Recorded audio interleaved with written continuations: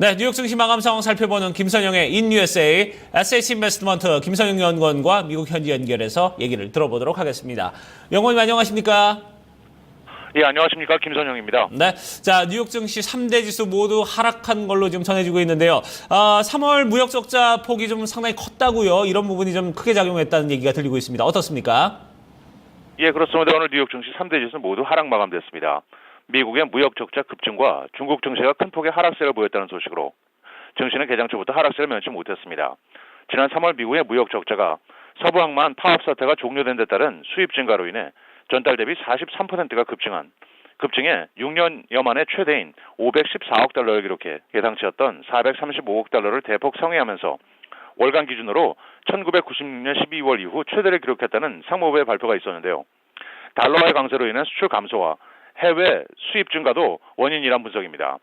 이와 함께 과열 양상을 보이던 중국 증시가 추가적인 정부 규제에 대한 우려가 커지면서 3개월 내 최대 낙세로 마감된 것도 악재가 되었는데요. 올 들어 주가 지수가 33%가 넘는 급등세를 보이고 신용거래가 폭등하는 등 거품 논란을 일으키고 있는 상황입니다.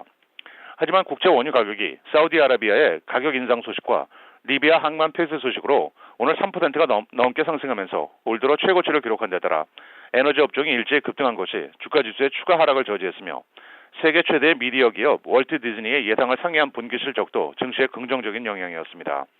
업종별로는 정유 업종을 비롯해 원유시 추사, 금광, 철강 업종 등이 상승했던 반면 운송, 항공, 카지노, 소매, 바이오, IT, 제조, 건설 업종 등이 하락했으며 오늘 10년 만기 미 국채 금리는 지난 3개월 만에 가장 높은 2.176%의 거래를 마쳤습니다.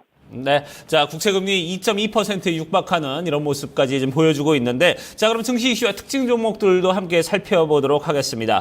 자 EU 집행위원회에서 올해 EU의 경제 성장률 전망치 다시 한번 좀 높였다고요? 예, 그렇습니다. EU 집행위원회가 올해 유로존의 경제 성장률 전망을 두 달 만에 종전의 1.3에서 1.5%로 상향 조정했지만 그리스의 성장률은 하향 조정에는 유가 하락과 유리한 환율, 중앙은행의 양적 완화 영향 등으로 인해 유로존의 올해 성장률 전망을 상향 조정하고 내년 성장률 전망은 1.9%로 제시했는데요. 반면 그리스에 대한 전망은 하향 조정했습니다. 집행위원회 측은 올해 그리스 성장 전망치를 0.5%로 제시해 지난 3개월 전의 전망치였던 2.5%보다 하향 조정했고 실업률 역시 당초 22%에서 23.2%로 수정했습니다. 오늘 특징 종목들입니다. 미국 4위의 이동통신사 스프린트는 지난 분기 주당 6센트의 순손실을 기록해 예상에 부합했지만 분기 매출이 전년 대비 6.7%가 감소했다는 소식에 오늘 3% 하락했습니다. 하지만 지난 분기 중 신규 가입자 수는 120만 명이 늘어나 지난 3년 내 최대였던 것으로 집계되고 있습니다. 증권사 비오베이 메릴린치가 해외 시장에서의 매출이 증가할 것이라면서 투자 의견을 매수로 높인 데 따라 비디오 스트리밍 업체 넷플릭스가 1.9% 올랐고 전기 자동차 업체 테슬라 모터스는 증권사 제프리스가 중국 시장의 매출 감소 추세가 멈출 것이라면서 목표 주가를 350달러로 높이면서 매수할 것을 추천한 데 따라 1%의 상승세를 보였습니다.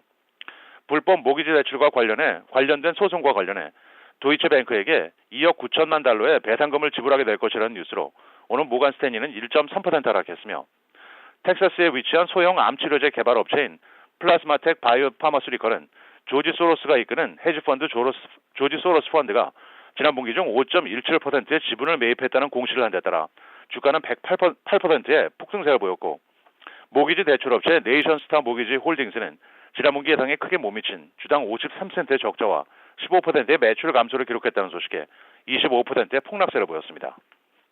네, 자 이제 경제 지표와 이슈들도 좀 살펴보도록 하겠습니다. ISM의 4월 서비스업 지수가 11월 이후에 최고치를 기록했다고요? 예, 그렇습니다. 전미 공급관리자협회 ISM의 발표에 따르면 4월 중 미국의 서비스업 구매 관리자 PMI 지수가 전달에 56.5보다 소폭 상승한 57.8을 기록해 작년 11월 이후 최고치에 올라서면서 예상치였던 56.2를 상회했습니다. 세 방목별로는 기업활동지수가 57.5에서 61.6으로 크게 상승했고 고용지수 역시 56.6에서 56.7로 소폭 상승했던 반면 수출지수는 59에서 48.5로 비교적 큰 폭의 약세를 보였습니다. 마지막으로 내일은 ADP사의 4월 민간 부분 고용지표와 1사분기 노동 생산성, 주간 원유 재고 등의 지표와 함께 웰케어 그룹, 소다스트림, 웬디스, 21세기 폭스, 트랜스오션, 트리워드바이저, 홀푸드 마켓, 그리고 테슬라 모터스가 지난 분기 실적을 내놓을 예정입니다. 네, 알겠습니다. 오늘도 좋은 말씀 고맙습니다. 네, 고맙습니다. 네. 자, 이렇게 미국 현지 연결해서 뉴욕 증시 마감 상황 살펴봤습니다. 자, 3대 지수 모두 다 좀 떨어지는 모습을 보여줬는데요. 자, 그럼 지수별로의 좀 흐름은 어떻게 흘러갔는지 저희가 좀 자세히 알아보도록 하고요. 이에 따른 외신 소식도 함께 체크를 해보도록 하겠습니다. 자, 희망센터로 넘깁니다. 어이제 앵커 우성 기자 두 분 전해주시죠.